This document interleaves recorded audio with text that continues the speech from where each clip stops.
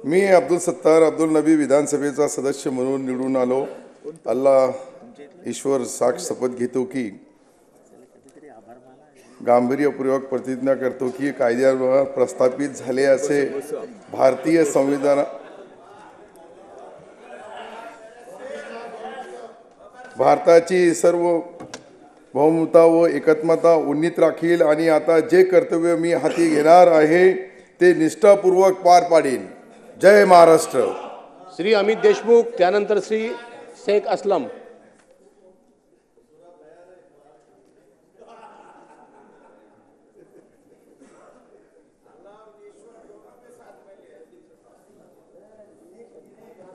श्री अमित देशमुख, त्यानंतर श्री असलम शेख, त्यानंतर सावंत तानाजी।